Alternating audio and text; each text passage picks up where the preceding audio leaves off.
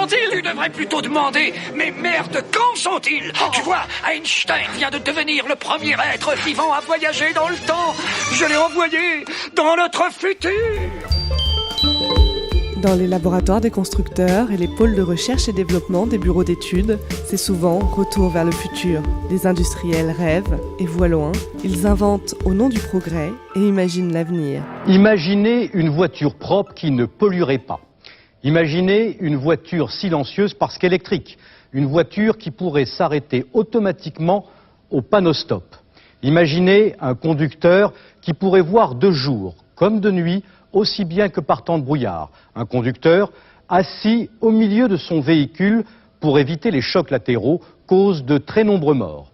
Imaginez enfin une voiture qui éviterait tous les embouteillages parce que guidée par satellite. Eh bien cette voiture, elle existe déjà et vous serez derrière son volant avant l'an 2000. Même si la voiture autonome ne roule pas encore parmi nous, l'automobile gagne un peu plus chaque année en indépendance. Depuis la direction assistée aux alertes en cas d'endormissement du conducteur, en passant bien entendu par le guidage par GPS, la voiture est de plus en plus électronique, connectée, intelligente. La voiture autonome semble être la fin de l'histoire, la conclusion de décennies d'innovation technologique. Mais pour autant, l'automobile pourra-t-elle un jour se passer de conducteur ? L'histoire nous prouve que les ingénieurs ont souvent raison trop tôt. Le frein à la voiture autonome est avant tout sociétal, nous rappelle Jean-Claude Giraud, commissaire général au Mondial de l'Auto. La voiture autonome aujourd'hui donc existe. Mais aujourd'hui, de toute façon, la législation ne permet pas d'avoir une voiture autonome parce qu'il faut avoir les mains sur le volant. Déjà, donc il y a un problème de législation. Il y a un problème aussi, il faut le dire, je pense, de comportement, parce que la France a déjà été un pays à se mettre difficilement à voiture à boîte automatique.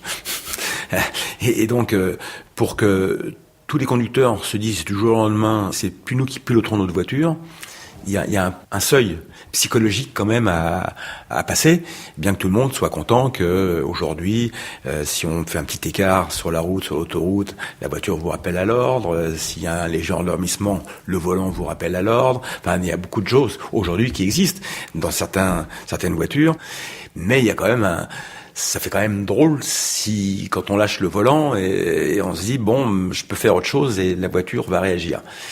Ce sera la machine qui nous conduira, donc ça va être une grande avancée parce qu'on pourra faire autre chose. Moi, on n'en est pas encore là pour la route quotidienne, quand même. Le problème de passer des places comme la place de l'Étoile en voiture autonome, c'est pas encore gagné. Technologiquement, la voiture a gagné en indépendance depuis des décennies, comme le prouve ce reportage de 1961. En Belgique, l'invention obéit au souci du moindre effort et le siège se tend de lui-même au conducteur. Plus besoin de s'échiner à manœuvrer, la voiture se sort elle-même du stationnement par translation latérale. Mais ça n'est pas tout. Le coffre dissimule tout un appareillage sans aucun doute électronique. Et voici la voiture qu'on n'a plus besoin de se donner le mal de conduire, pour la raison très simple qu'elle se conduit toute seule. 10 ans plus tard, rebelote en Grande-Bretagne cette fois. Le volant tourne seul, sans intervention humaine. Non, vous n'êtes pas en train de rêver, ce n'est même pas un film de fiction que vous regardez sur votre écran. Nous sommes dans une voiture de série anglaise, sur une route anglaise, dans la banlieue de Londres. Simplement, cette voiture a été mise au point par des ingénieurs anglais pour être automatique. La première voiture entièrement automatique. Personne au volant, pas de tableau de commande, sinon un tableau pour vous indiquer votre vitesse. Pour le reste, relaxez-vous, lisez, fumez, parlez avec les mains comme beaucoup de gens, mais ne vous occupez absolument plus de la conduite. Les ingénieurs anglais s'en préoccupent pour vous. Cette fois-ci, le véhicule roule bien seul, mais aidé de champs magnétiques. La voiture suit un câble, une bande magnétique donc, comme un train, serait arrimé à des rails. En Suisse, cette fois, un véhicule, la Serpentine, pouvait être commandé par téléphone. Malgré cette réussite technologique, les utilisateurs sont aux abonnés absents. La Serpentine, un véhicule sans conducteur, conçu il y a tout juste 20 ans, un concept révolutionnaire. Quand voulez-vous partir ?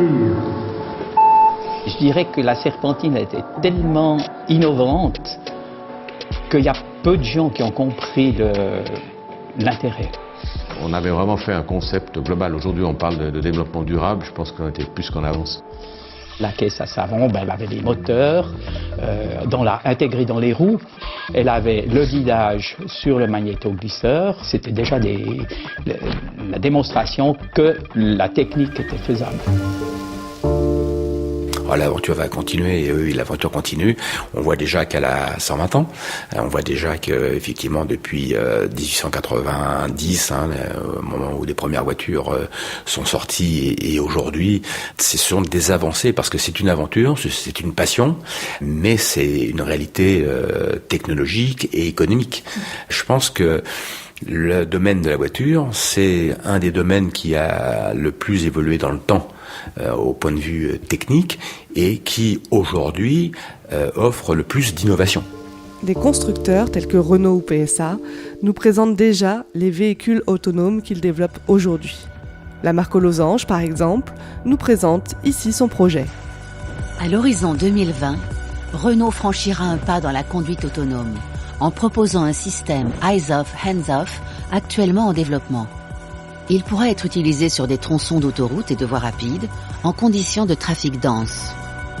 Connecté à une cartographie HD temps réel, le système pourra proposer aux conducteurs des itinéraires compatibles avec la conduite autonome. Une fois le système activé, le conducteur sera complètement libéré de la conduite.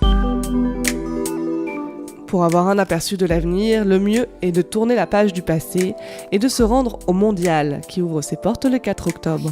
Les rêves d'avenir des constructeurs y seront exposés, mais un salon de la mobilité les rappelleront aussi à leurs responsabilités. D'ailleurs, ces constructeurs s'entourent de fournisseurs d'énergie renouvelable, de start-up et même d'associations, pour toujours mieux se déplacer ensemble.